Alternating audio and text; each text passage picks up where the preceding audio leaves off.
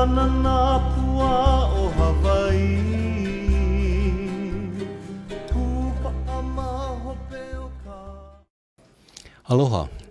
We are at the Waimanalo Intermediate and Elementary School, and we are attending the DOI, Department of Interior, inquiry with regards to what action should be taken in reestablishing a government-to-government relationship between the United States government and the Native Hawaiian community. I have two sisters with me, the Mahoi sisters, Kuilani and Kahaunani. Yes, aloha, and thank you very much for coming.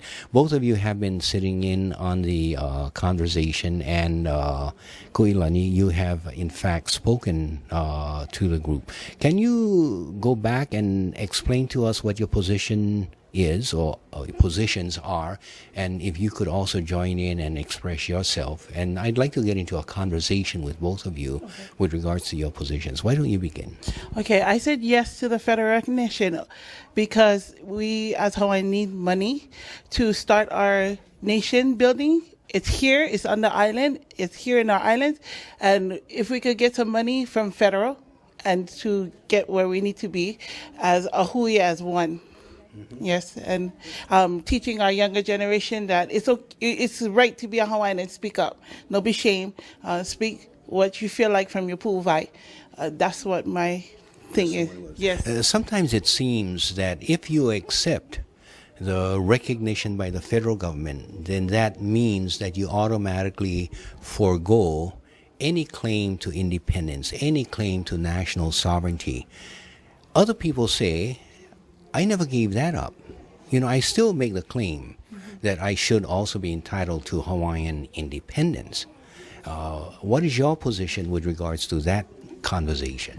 I believe that we all have the right to be outspoken and be independent through many things in our community. Being as a Hawaiian myself and young, I want to learn and also teach the next generation to come that it's okay to speak up and be heard. But what do you say with regards to foregoing a claim of Hawaiian independence if you accept the money? Is that necessarily exclusive? Well, it needs to be clarified on what we would do with the money if we get federal recognition, to be very clear on how we write out our proposal for the money. And it's not for just one individual, it's for the nation of Hawaii that I believe strongly for. So we don't have to play their game. We can also make our own game, but we have to get educated in the politics. Yes. Let me turn to your sister, who's been very quiet. What are your thoughts? So to go further, I just want to apologize if I offend anybody. And I know everybody has a right to their own opinion. And I deeply apologize. I know there's pros and cons to getting the DOI involved in creating or facilitating the relationship building nation within nation. And I personally will write my own testimony after I hear some of these people's opinions. But basically, from the knowledge I have right now, I wouldn't mind seeing what can come about DOI stepping in and see if they can facilitate a government to government talk story. You know what I mean? I understand that our Native Hawaiians wants to be sovereign, but I come to realize that how can we be sovereign if we're already coexisting in the United States? So I think that maybe we should be able to dialogue. I mean, it's not set in stone, but set a dialogue so that we can create this relationship where they recognize us as Native Hawaiians and hopefully the outcome is independence and sovereignty, but not to just totally go sovereign, because I know we can't. I know that we can't. We have it. I mean, we all know that the government is here for a long time. There's no way, in my opinion, that we're gonna see them leaving, the United States leaving. This is prime land in the middle of the Pacific, and to see them leave this island, I don't think so. But how can we become a nation, a sovereign nation, coexisting in the United States and have that mutual respect amongst each other, and then definitely get the federal grants that we truly deserve as Native Hawaiians. I'm caught in uncertainty in exactly what I'm hearing from both of you, because I'm also hearing the words sovereignty, the Hawaiian nation, rewriting the rules. It's not set in stone. Oftentimes people believe that the relationship with the Department of Interior or a nation within a nation approach therefore shuts down the opportunity to reopen the door of being completely independent. Is that your view, or are you saying that that's part of the question that needs to be discussed, whether or not it really shuts it down or we want it to remain open? Right. I mean, I guess basically I think we should not just close that door. But again, we've been living like this for a while, and what is that next step? You know, the uncertainty of not knowing it's killing our kupunas. Where do we go from here? And so, yeah. Would you agree with? Yes, I do agree with what my sister said. Let me ask you this then: are you both people who live on the homesteads? Yes, we do. Absolutely. And of course, I'm fourth generation lessee. Tutu Josephine Kama got her Aina back in 1937. So I'm very proud to be a homestead. The uncertainty of what this relationship is, and what kind of, if we change the rules, opening that door would be scary, but it's not set in stone. And I'm sure that the commissioners of the Hawaiian Homestead has a say in this. Our homestead leaders have a say in this. well, you have the Hawaiian Homestead, which is implicated. You also have Kamehameha Schools. Yes, you have the Office of Hawaiian Affairs. You have certain Trust, and Queen's Trust. You know, we have the 5 big, strong trusts at stake. I'm sure that their leaders are concerned too if we open it up. But again, it's just an open dialogue. I don't think that we would be naive to set things in stone. Do you feel that the federal recognition or a nation within the nation approach would at least preserve those entities or those rights or attributes that we now have, so you don't want to shut that down? You want to make sure that that is preserved. We definitely want to preserve our ali'is, and especially their trust, because they're there for our keikis, for the next generation.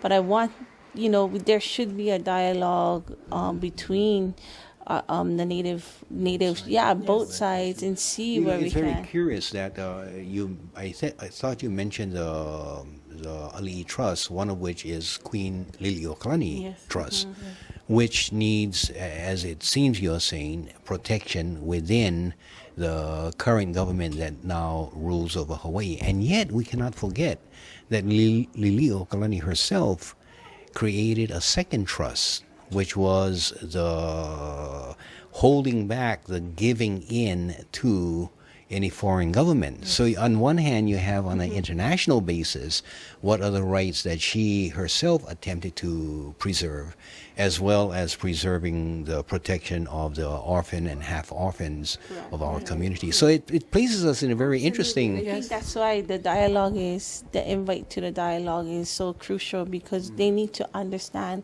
our elite trusts and what our people is asking for. And if we totally, completely shut them down, then I feel we might not even move forward, I mean, unless, I feel it, that the Hawaiian people is uniting as one. with Kanai'olowalo if they choose to, or whatever sovereign group that they do. But I think one thing key about that is we gotta unite as one. Yes. This is the idea that we should have been given a choice. And oftentimes the choices are suggested in the following terms: either integration within the United States or independence from the United States. And we have become so ma'a to that juxtaposition of those two concepts. There's another concept that now comes up, that we should get rid of the divisive conjunction or, and we should use a more inclusive conjunction and, so that people are trying to find how can we develop terms of both integration to protect the kinds of trusts that you folks have spoken about, and yet include the continuing struggle for independence. Mm-hmm. Can you speak on either or on that matter? Well, I believe we need to protect it because it will disappear. Everybody wants a hand in that pot, but we need to be very clear on how we protect it as a Hawaiian people. We have to study up, we have to learn, we have to get ma'a about it, because it only falls in our hands, and it's our kuleana to protect what is rightfully ours. Do you see that the conjunction "and" can be more helpful and can be more inclusive of Hawaiians who see things from different perspectives? Absolutely. I think getting everybody to the table is the most important thing. And then that terminology is always the sticky part, right? Yeah. And if we all can come to the table with an open mind and ultimately a goal where we all want to achieve here, and then creating that terminology, I think we will take that next step to changing the framework itself and recognizing that we are really not enemies when we get to the table. Absolutely. Yes. We're supposed to be working right, together. we can't. Yes. We all came from one person, right? Yes. So we say haloa, right? And so we wanna make sure we have that in mind, and ultimately get to where we all. That's the reason why we all came here, is to voice our opinion. But whether it's sovereign or whether it's independent or federal recognition or just state level, it depends on the people. And if we all can unite as one, I really believe we're going to go farther. Okay. Yeah. I'm sorry, was there anything else you wanted to say? No, she said it all. So,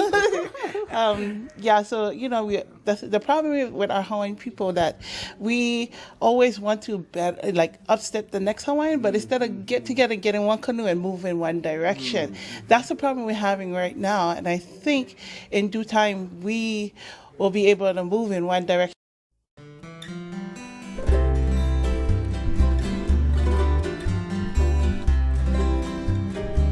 Kaulana nā pua